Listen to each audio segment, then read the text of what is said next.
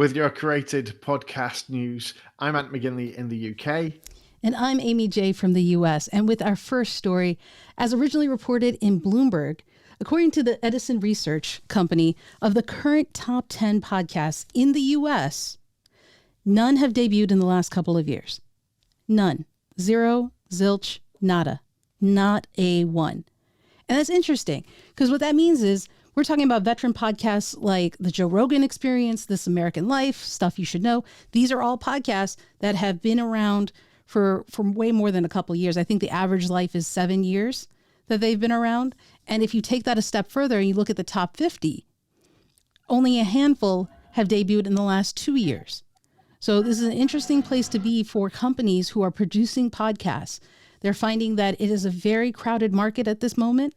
And as a result, it's hard for them to find a hit, what they're calling a hit, and what they're defining as a hit, I guess, in terms of revenue. They don't really talk about it in the article, but most likely looking at revenue generated from their podcast and number of listeners, whereas podcasts like the Joe Rogan Experience and others have been around for 7+ years. They have an established audience, and all they're doing is adding new listeners to an existing base. Whereas new podcasts coming in the last few years have been trying to find their space in a crowded marketplace. And as such, companies spending millions of dollars are struggling with what they should be doing. And so I think this has all been very focused on companies, and we've been looking at that. But I think there's an interesting parallel for independent podcasters like you and I to talk about here. And so when you hear that, and that companies are struggling because of a crowded marketplace, what is your thought about independent podcasters like you and me and those listening who are also trying to find their space? Well, there's a couple of things. I think the first thing you picked up on was what's the definition of a hit? Yep. And what they're looking at here is they're looking at in terms of the chart success, which is based on the downloads that come through. So that makes sense. It's the top 10, but it's not the same as, say, for example, the music charts. It's not looking at the top 100. There's a bigger turnover in those individual records. But I think what's really key here is these are all established podcasts, and anybody who's podcasted before and podcasts now knows how much effort it takes you to get listeners, right? And once you've got listeners, to keep them and to get new listeners in.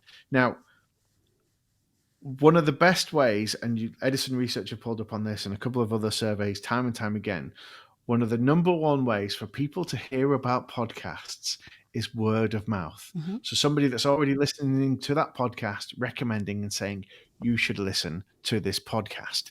And so if you've already got 10 million people listening to your podcast, like some of these have, that's 10 million people that can do word of mouth, compared to you might only have 100 people listening to your podcast. They may all love it, but you need all of them to be saying all the time, go and listen to your podcast to get that boost from them. And the other thing to bear in mind is once you get to the top, you're generating a lot more revenue. You've got bigger sponsors attracted in being part of you, bigger guests, all those things that add to your podcast growing. You want to stay at the top because you're now creating a revenue stream, and you want that to stay and you want that to go. So I can imagine they're going to put a lot more of that money back in to what they're already doing. I think it's important that people listening, and independent podcasters in particular, understand this is like apples and oranges almost, right? The things that companies have are a bit different from the resources that you have, right? So we're going to come back to is know why you are podcasting. If it's because you want to take on Spotify for the best recorded podcast, know that it's going to take a lot of effort, probably a lot of money, but you could do it. You could absolutely do it if that was your reason for podcasting.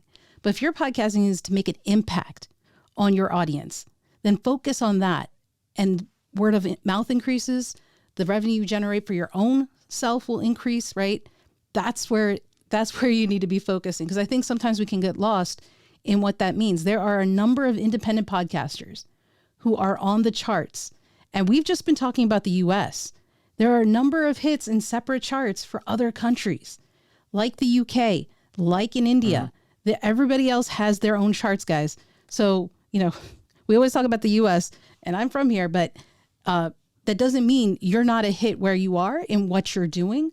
Someone shared a statistic previously with me about chasing dreams and how we are like, I think it was like the 2% of podcasts. And I was like, no way. That's crazy. And then I think you were the one that told me there are like 2 million podcasts out there, right? When you say 2%, well, more than way that. more than that. Way more than that. So it depends who you're taking your statistics from. Right. So some people will put it at 2 million. Some people will put it at 4 million.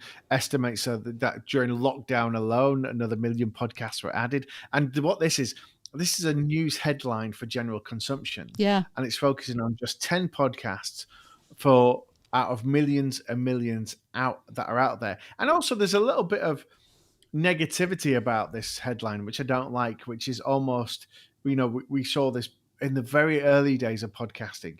People got very excited about it, and then other articles came along, like the various journalists did with the internet, said, oh, this internet is a waste of time. It's never going to take off. It's going to do anything. And this is almost I find this is a challenge, actually, to me personally, is to say it's a bit of an affront. And actually, because there's so many great podcasts out there, there are more than I'm ever going to be able to listen to. There's more podcast content than there is content on Netflix, right? Easily, right? Still lagging a little bit behind what's on YouTube, but there's so much out there, and it's just I would dare say that there are hits that are already out there. They just haven't been given the exposure that some of these others have. I think I'm going to wrap it up with this, guys, is there is space and place for you and your podcast. Just keep at it, keep working, and you can do it. And I'll turn it over to Ant. Now, when you have your podcast, one of the things you want to do is get more listeners like everybody. And one of the new places you can start putting your podcast, especially if you're in the United States, is on Facebook. And why wouldn't you? Because Facebook has an estimated 2.9 billion users. So just to even get a small slice of those would be quite nice. However, anecdotal reports are suggesting that some podcasts that are being put on the platform are being muted. Now, this is not censorship of what they're talking about. It's censorship of music. And so even people that are reporting that they own the rights to the music are finding that those sections of their podcast are being muted on the Facebook platform, which, as you can imagine, makes it quite a difficult listen. Now, this is a subject that's come up time and time again, and you don't have to be in a room with a bunch of other podcasters long before the subject of music comes up. And it's quite a complicated issue, but at the same time, it's very simple. There's some myths out there, but a fair use, particularly if you use 20 seconds, if you use 30 seconds, it's fine. However, it depends on who prosecutes you, which court, in which country they take you to, and under which laws. And the laws for this vary massively. And of course, we all know musicians like to make some money, especially as they're not making as much money from streaming these days. And there was one podcast in America, a poker podcast, which a couple of years ago was subject to a lawsuit of $6 million just in the initial instance. So we want to avoid that kind of thing. But why do you think that Facebook are doing this? Because I don't think Facebook needs more money. It's not like they're going after podcasters for money. Why are they being so brutal in muting the music in people's podcasts, especially when you've taken time to choose the music and put it in the right spot of your show? It's not surprising. I mean, Facebook is probably just, it's like a cycle, and Facebook's the latest social network to kind of be doing this. Let's go back to YouTube. When they first started doing having copyright claims, and they still do, and they would mark any and almost anything that they saw, they would get flagged. And so my podcast has over 200 some episodes now, but when we started putting them on YouTube, we had over 100 on there, and I started getting all of these emails about copyright claims, all of them. And I was like, I'm using royalty-free music. This is okay. You're allowed to do it. And so I had to go through painstakingly and challenge each one and show the proof that the music in my intro and outro was royalty free. And after that, once we got through that 100, they don't bother me anymore. They kind of marked what we do, and so they've flagged it, and so we're okay. But I think you're going to have to go through those painstaking growing pains of Facebook doing this, because they're still learning. They're still working through this and figuring it out. Now, there are services that can help you with this, and they'll go through the fight for you. They will battle it out. One example is Epidemic Sound, not sponsored.